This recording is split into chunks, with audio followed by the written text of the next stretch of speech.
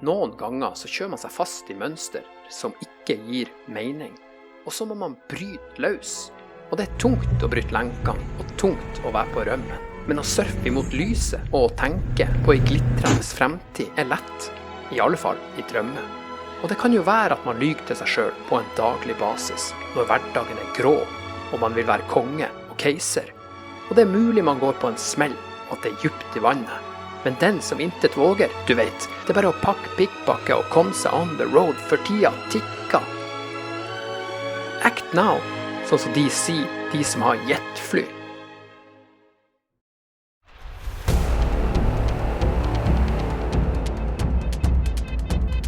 Jeg sint, og jeg forbanna. Jeg hater å se rødt. Jeg kjenner at det bare blir mørkere og mørkere inni meg. Jeg nødt til å drepe Ellen. Drepe Ellen? Nei! Du må bare ta livet av minnet. Hopp over din egen skygge. Ja, hun likbleik og deilig. En surfer fra Nazaret, det forjettede land. Hun surfa skumtoppene til drømmene mine. Men hun tryna og drukna. Sånn det. Det kommer alltid en ny bølge. Og du skal ut og nyte livet. I ensomhet. Dette de tid. Alt ser rasert ut. Aner ikke hva det som har skjedd her. Du skjønner ikke hva som har skjedd. Ser du ikke tegninga? Du ser jo rødt, gjør du ikke?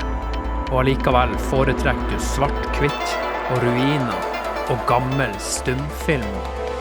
Jeg er nødt til å kanalisere hatet og rive noe i filla på en konstruktiv måte.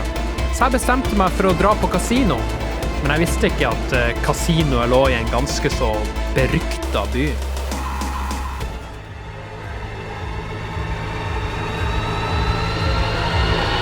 Da jeg våkna opp bakfull på parkeringsplassen, så fikk jeg noia.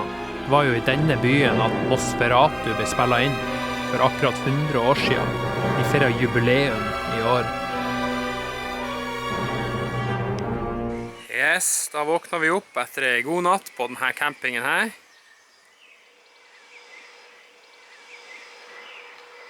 Nydelig plass.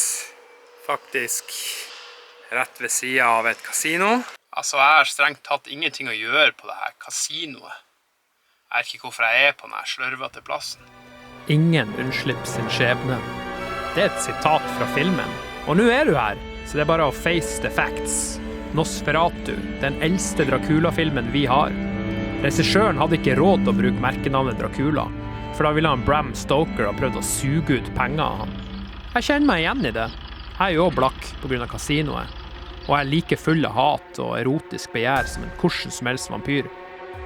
Artig nok heter den kvinnelige hovedrollen i Nosferatu Ellen. Det kaller man en tilfeldighet. Temaet i filmen like så tilfeldig som det mistenkelig. Folk tror at det har brøtet ut en pestepidemi, så det panikk overalt. Men i virkeligheten så det vampyrstikk som fører til overdødelighet. Så når jeg nå først våkna opp i Visborg, så måtte jeg gjøre det beste ut av det. Var byen virkelig så skummel? Kunne man få Nosferatu-følelsen også i dag?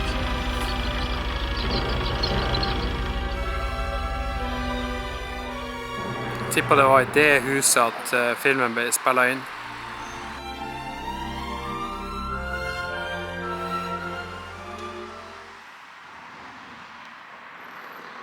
Det rett ved inngangen av byen.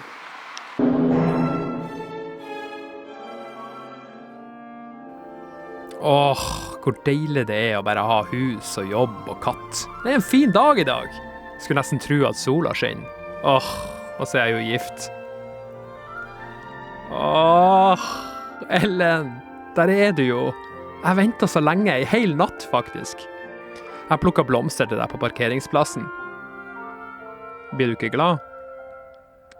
Hvorfor har du drept de fine blomsterne? Faen for ei bæse. Du skal være glad jeg bare tok blomsteren. Ikke så raskt, min unge venn. Ingen kan kjøre ifra sin skjebne. Jeg trodde jeg hadde et talent for det. Ja, her jeg, og går gatelangs i Nosferatus stad. Spooky shit, altså. Husene ser ganske skummel ut. Men det må mer til for å skremme.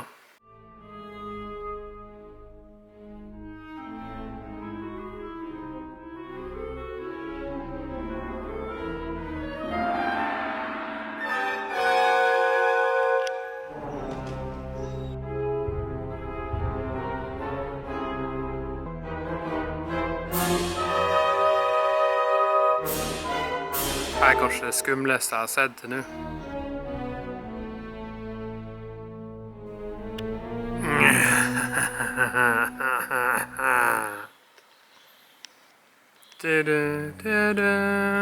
Hurtigtest. Covid. Pest. I Transylvania og havnene rundt Svartehavet. Pestepidemi. Unge folk, masse død. Sårdannelser på halsen. Legene rådløs. Dardanellaene sperra for alle mistenkelige skip.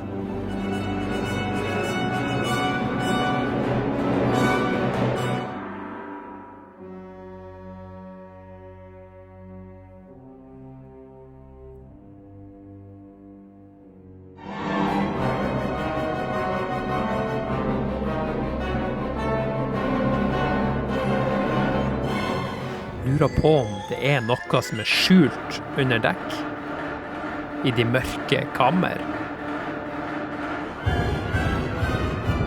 Neida, det er ikke noe å se her. Det er bare å gå videre. Bare logge seg inn på Teams og leve livet.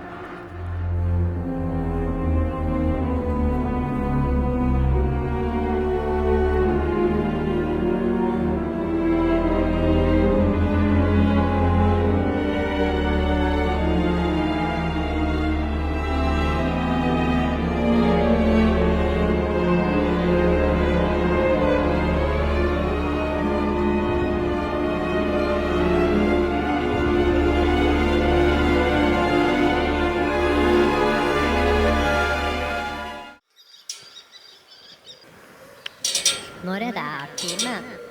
Jeg satt vekkerklokka. Hører du de her spooky lydene? Flaggermusslott.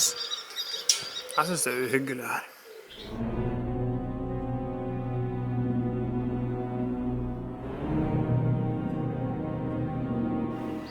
Ganske spooky tilstand også, denne bygningen.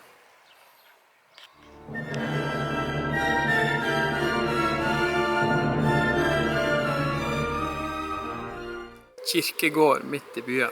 Det er ganske creepy. Ellen, det går ikke godt å se på det der alene. Du kan komme til å tro at det er pest i byen. Det er noe med denne byen. Det er faktisk skummelt her. Spesielt når det begynner å bli mørkt. Du bare går ned denne skumle gata en kveld. Så bare kommer det en fyr bort til deg. Så har han maske på.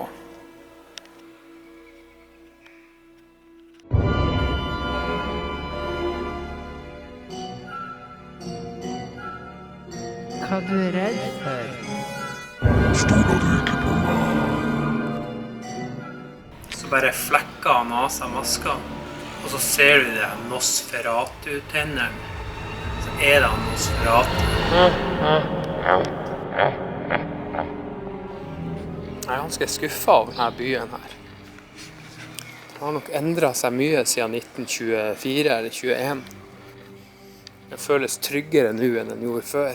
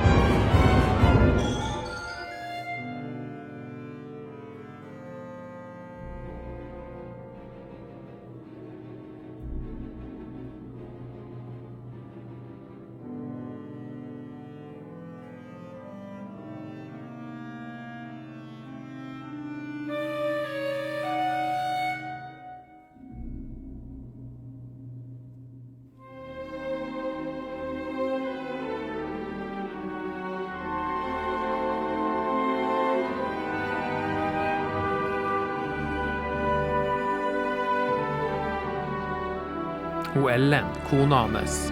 Ikke nok med det, men han fyren som spiller Nosferatu heter faktisk Max Skrekk.